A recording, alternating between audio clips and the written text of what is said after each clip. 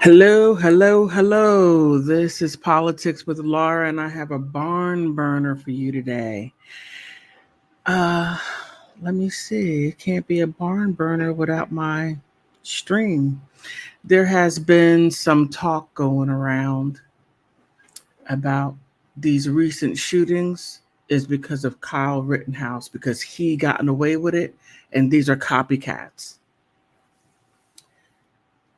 What do you think? Do you think that there's some validity to it? That he was able to go to a go to a protest,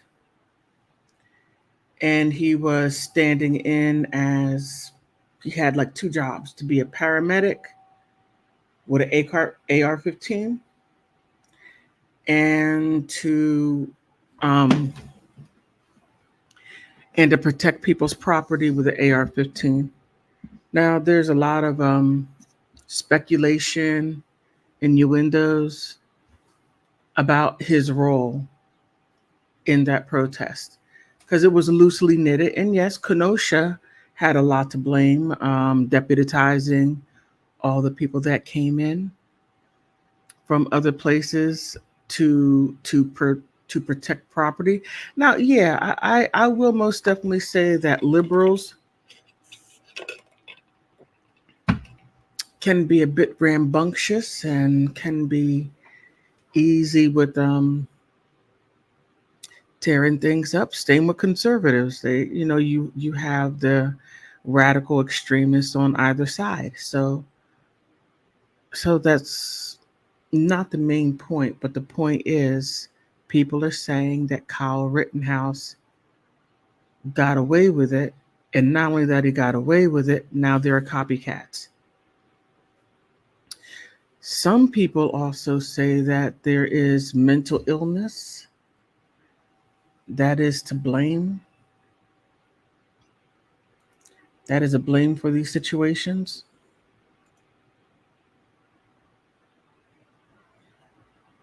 Undiagnosed issues, mental health issues that are noticeable by people, but no one does a thing. Family members see there's something going wrong. Schools see there's something going wrong. Communities see that there's something going wrong, and no one is doing a thing about it. They just sit there and say, hey, that boy's a bit off. He's a little crazy, or she's a little bit crazy. And then you have young people who will make fun of or maybe even beat up that person who's having a mental health struggle. So you have that issue there. Now let's compound it with another thing. Let's say that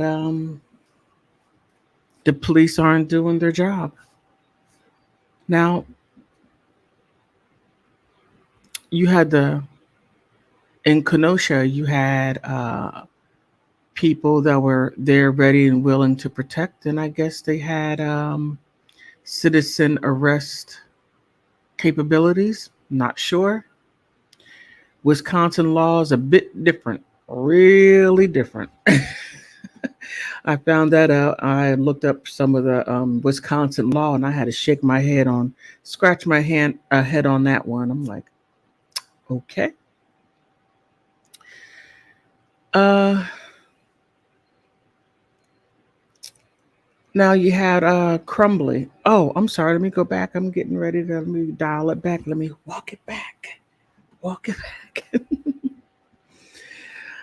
Now, I did another video saying how now police have a constitutional right to pick and choose who they choose to help. They don't have to help anyone. Now we have an unwritten contract because we pay them to serve and protect us, but they have a constitutional, right to pick and choose who they choose to help. They don't have to go into danger. They could sit out there as they did in Buffalo, New York. People in the store getting slaughtered, and the police are outside. And then when he comes outside, that's when they arrest him. I find that funny. I find that quite interesting. How the police when someone's unarmed, Superman, someone unarmed and trying to run away from you, and all of a sudden you're threatened. I was afraid for my life. That's why I killed him. But then when you have somebody in Buffalo, New York with a gun, someone down there in Texas with a gun, and actually doing some serious harm and injury and death to people, and um, you were beyond afraid. You were like, as some people are saying, cowards and scaredy cats. You could only become strong and drink that liquid courage when someone doesn't have firepower or is weaker than you, and you all jump on them and beat the crap out of the person and kill them. Hey, look at the news. Don't get mad at me. Look at the news. There's truth to it.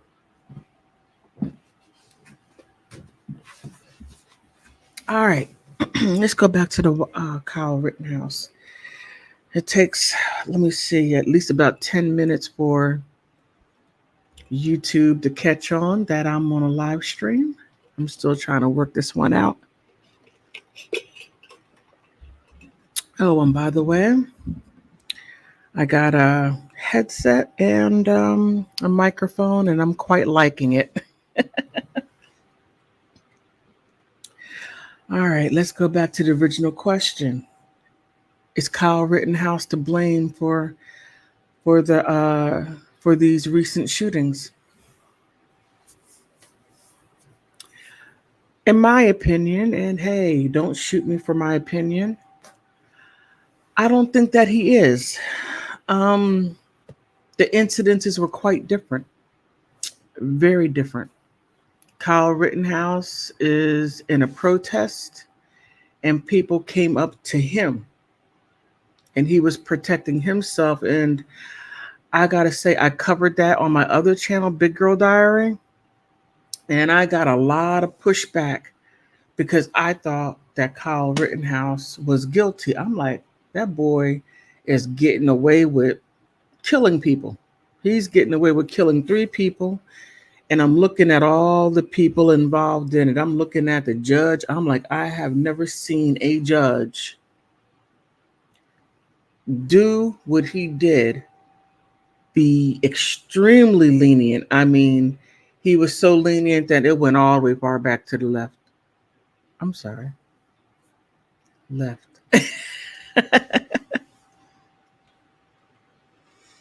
I never seen that. And the prosecutor that was a decorated prosecutor that um, was very, very competent, and how he just threw the case. Now, some people say he threw the case. Heck, I said he threw the case.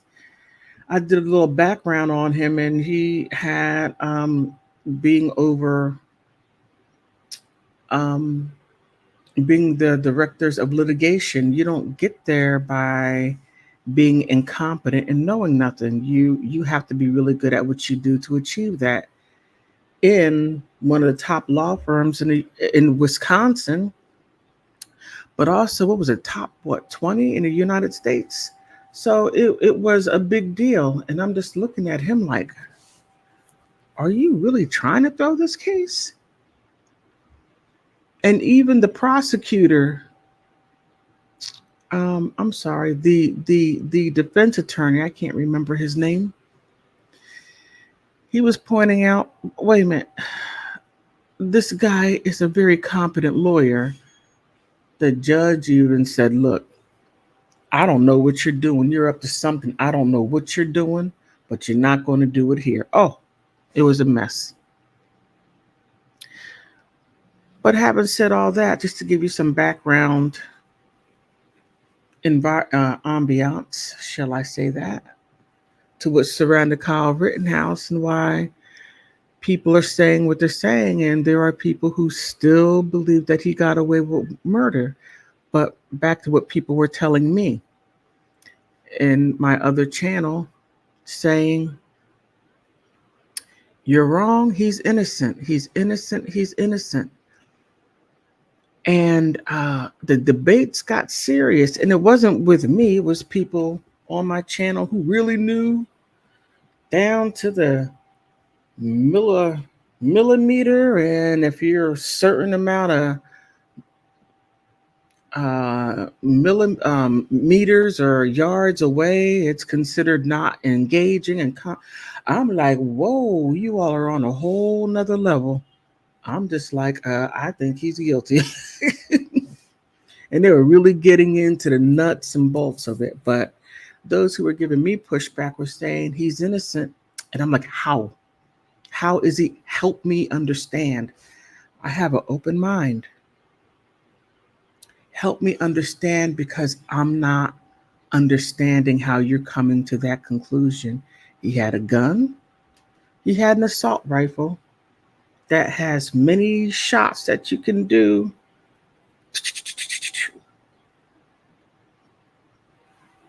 And I had an open mind, and it wasn't until I started doing additional research that I looked into Wisconsin law, and then I got it. And then I had to go back and do a video saying, okay, I got what you all are saying. I understand now. I understand why you say that he's innocent. I get it. It's a matter of law. Not only a matter of law, but I start getting into more information was coming out that there were people that the one guy had a skateboard, was trying to whack him in the head. Another guy came out with a gun. I'm like, wow, okay. He was really defending himself. He was fighting for his life. Something. It's really something. But saying all that, is he responsible for the other shootings? And in my opinion, don't shoot the messenger. I don't think that he is. I don't think that he is responsible for what other people do. Now, I have to say his mom was extremely involved. She really kept up. Wendy Rittenhouse, I got to shout it out to you. You really did the best that you could.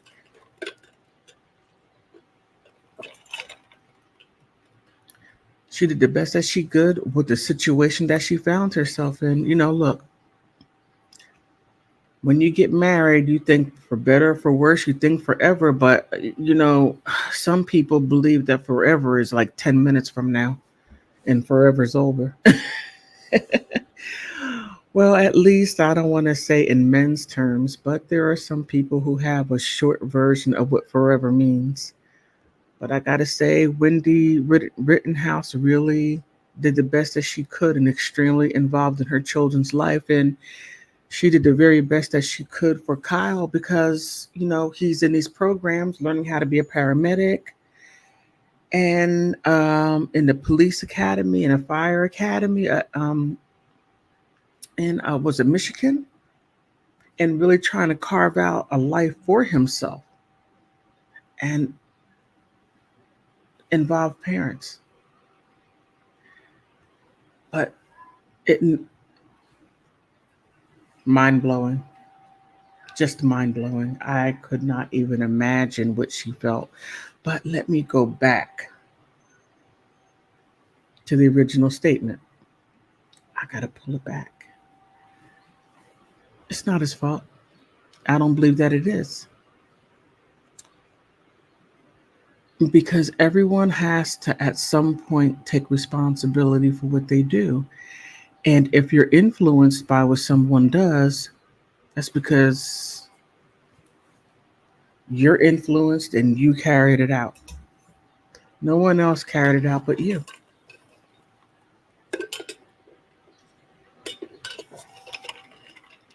Sounds a little a little, harsh, yeah, but it's true. It's true. Let's go ahead and look at the other. Now, yeah, I most definitely think that there is a huge problem with mental health. It is an issue with the recent shootings. Oh my goodness. Back to what I was saying earlier. Well, let me start off like this. Mental health has been slowly being defunded over the years. Now, Ronald Reagan took a big chunk out of it, and then he said, hey, states, you take this little bit of change and you make it work for you. You make it work for you. You're going to have to find a way to do it, and you do it.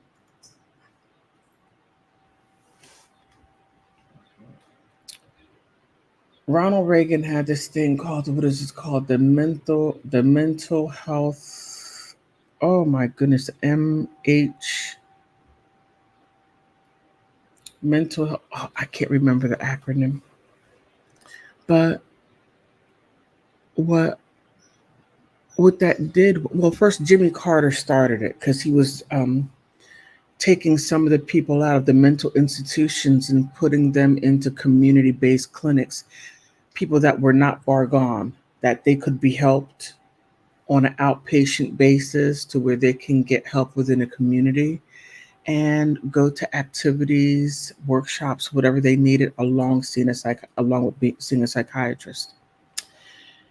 And he funded the money. But then Ronald Reagan said, "Well, we need some money over here, so we're going to take it from mental health and we're going to put it over here." That's what he did. And that was signed and passed by Congress in 1981. And ever since that, mental health has been um, leaping along, like a hunchback of Notre Dame, just trying to make it. Now you have all this, like the Ethan Crumbly case, tragic.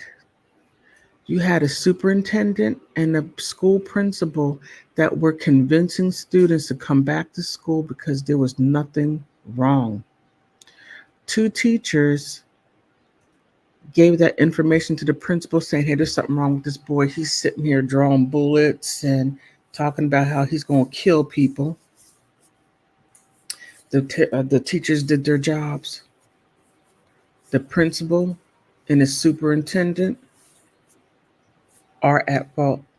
If anyone who should be sued, and I mean individually, I don't mean using their job positions as a way of getting out of liability, they need to be sued. But unfortunately, the taxpayers are going to have to pay these families based on what these individual people did. These individuals need to be sued outside of the school district, outside of Oxford school district, and outside of Oxford government.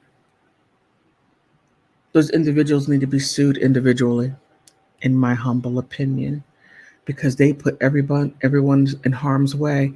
Not one person brought in a mental health person. They didn't bring a therapist. They didn't bring in a social worker. They didn't bring a school psychologist, a school psychiatrist. Heck, they didn't even bring in a janitor to help out. Nope. They just talked to the parents, talked to Kyle. I mean, not Kyle. Talked to Ethan. Could you please stop drawing bullets and do your work and go back to class? Makes matters worse, he's at home suffering. He went to his parents. Poor baby. Oh my goodness. He went to his parents and told his parents, hey, mom and dad, there's something going on in my head. I hear things. I want to go see a doctor. He asked for help.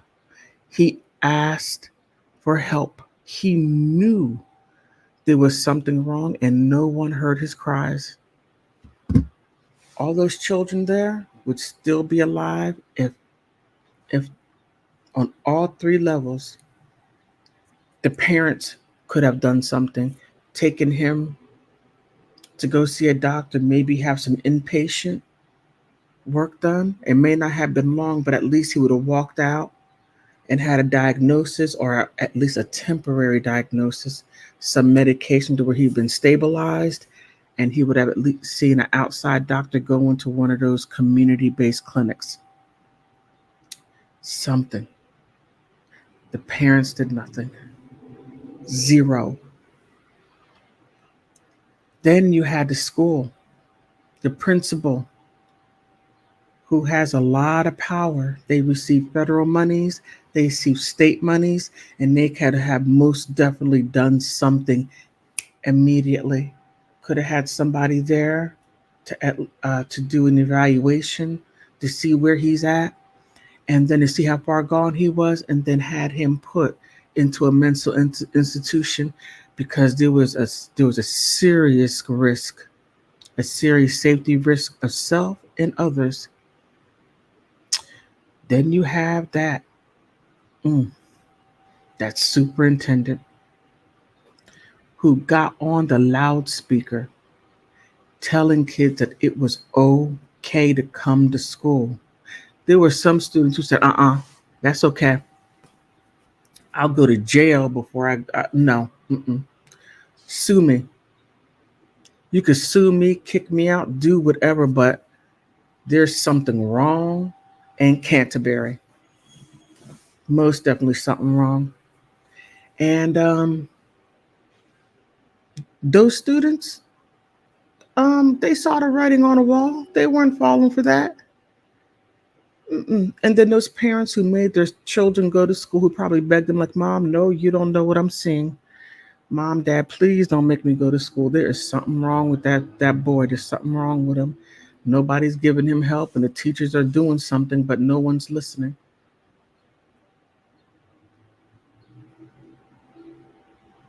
A tragedy.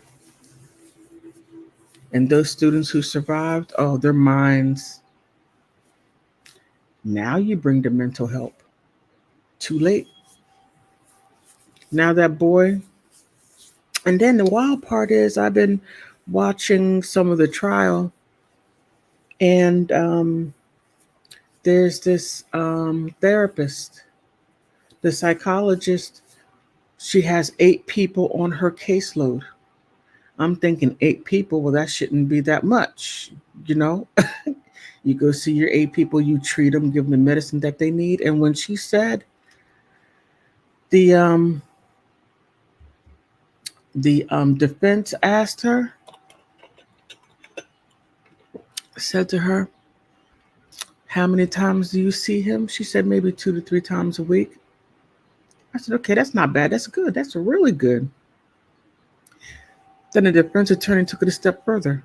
How much time do you spend with him? I'm like, that's a good question. And when she says sometimes 5 minutes to 20 minutes, and you have what, eight people on your caseload? 8? 1, 2, 3, 4, 5, 6, 7, 8. 8 people? And you could only spare 20 minutes, 5 minutes, 20 minutes. And you can't truly help that young man.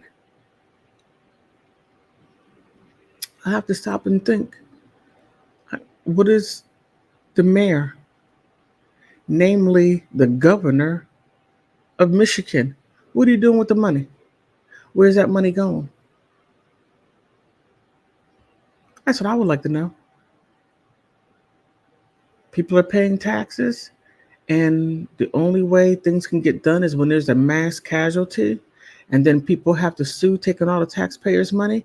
Instead of losing money to lawsuits, why not invest in resources that are needed, and those other resources, like paying beauticians to do your one strand of hair? Let me take that back. Let me walk that back. Walk it back. And instead of paying for non-essentials, why don't you cut back some of that frivolous spending and put it in mental health? That is needed. Down there in Texas, you had the mayor came out crying, talking to the governor. I'm sorry, the representative came out. I mean, the man was in tears, talking to the governor. Said, "Look, I'm not trying to cause any problems, but you have to do more." And he's right. The governors have to do more. Have to do more. Now, let's trickle down. Oh, still in Michigan. Ethan Crumbly was also being picked on and bullied. You young people need to stop bullying people. You need to stop. Just because you can does not mean that you should. There's something called being a good steward. And you need to be a good steward to people, because one thing I know to be very true is you always get back what you put out. And there are times to where you do not get back, you may not get it back directly, but you get it back indirectly through your children. What did Ethan Crumbly ever do to anyone to get bullied like that? Bullied and beat up. The boy has mental issues, he need help, and then you beat up on somebody like that? That takes somebody with a poor moral broken compass. And that compass needs to be fixed and do right. Now let's go ahead and fly down to Texas. The same thing. Now the parents, oh man, oh man, oh man. Mm, mm, mm, mm. Oh my goodness.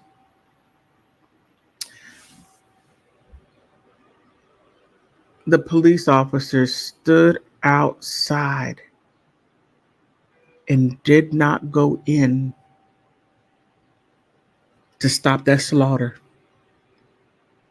Parents tried to run in. From reports, one parent was tased, the other parents was put in handcuffs, the other parents were told not to go in there. And I'm sitting there thinking, matter of fact, Border Patrol, Border Patrol had to stop the situation. A Border Patrol officer went in and killed a young man. He was walking around for 18 minutes. Who what else who knew what else he would have done? Border Patrol, while I I have so many thoughts going on why that happened. I mean, is it to make the Latino community look bad? Is it to put light on them, saying, "Hey, Donald Trump was right. Look what kind of people are here"? I know that's not a popular thing to say. It just sort of went through my mind why that happened.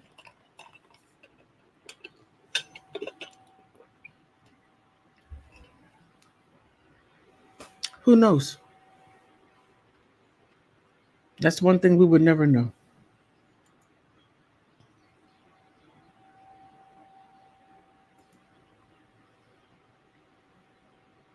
Sorry, I meant to put the banner up.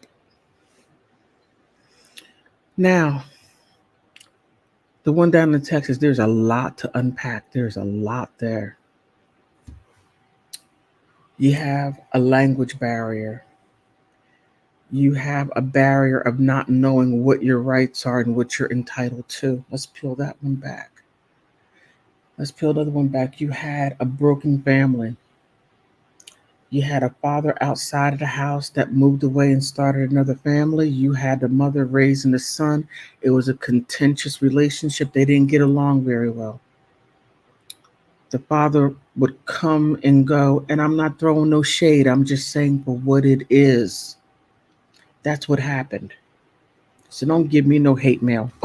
Please don't. That's what it was. Peel back another part. The boy started having mental health issues. He was having issues up here, and it was so visible that other students saw it. Now, I don't know if the mother saw it, but she and the father were so heartbroken. Now, there was some rumors, and I haven't heard what she said in Spanish, but they were saying something to the effect of her saying that there was a reason why he did it. Now, one thing about languages is that you got to be careful with the translation because the meaning can be used in different ways. So I didn't hear what it was. The only thing that I believe that I heard was "Lo siento para mi mijo," something along those lines. And then she went on, and then a translator came in, and I couldn't hear. So the father was so heartbroken. He said, "You know, he could have killed me. Could have killed me. All those people didn't have to die." But let's peel back another layer. The mother said he didn't have a driver's license and he didn't know how to drive, which was proven because he took his grandmother's car and hit it and ran into a ditch. So he didn't know how to drive. So who took him to go buy the gun for his birthday? That person needs to be found. We got to find out why. Then on social media, let's peel back some more. On social media, he was talking to somebody. He showed the gun that he had and making reference to, hey, watch out for tomorrow. Now, is this person also going to do something? He did whatever he did in Texas, and whoever he was talking to was someplace else or nearby. Don't know. But is that Kyle Rittenhouse's fault? Does he have anything to do with it? And I go back to say no. But who is at fault?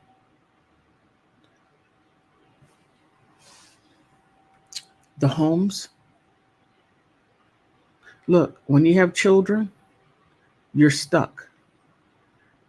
Pay close attention to who you're going to reproduce with. Just do.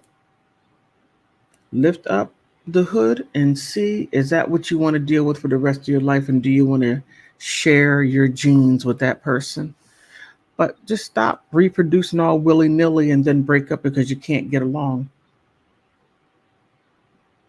More than likely, you knew you didn't get along with that person before a baby came along. I mean, come on.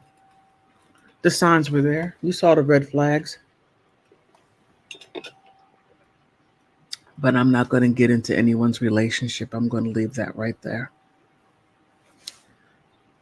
The homes, communities, people around the community saw he was having trouble. Nobody stepped in to help him.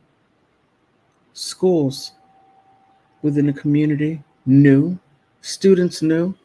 Heck, I know teachers knew.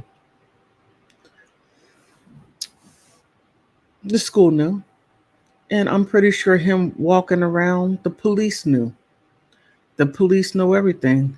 They know where the drugs are, where this is at, where that's at. They just haven't had the opportunity to go arrest the people. And the school, now I find it quite funny how the school had all these protocols, safety protocols, this protocol, that protocol. I didn't see anything for mental health. I would like to know what that school's mission is within that community. You can find out a lot by looking at the school's mission statement and see how it fits into the community. You can find out a whole lot. And that would make you turn and run away from a lot of these schools. You would say, you're a money grab. True. So, on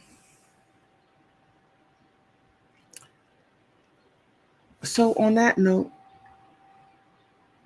let's think about what I said. If you think I'm totally wrong, If you're like, politics with Laura, you're wrong. You're talking at the side of your neck. No, this is the issue. Put something down in the comment section. We can go ahead and hash this out. If you think that I'm right and I could have gone farther than what I did, put something down in the comment section so I can most definitely build my arsenal of information. I never turn down information. I have information, too much information, too much information. I'm trying to work on four much information. But on that note, I do want to thank you for stopping by. Please like, subscribe. I am 8 subscribers strong, and I'm trying to get some more. Thank you for being here, and thank you for stopping by.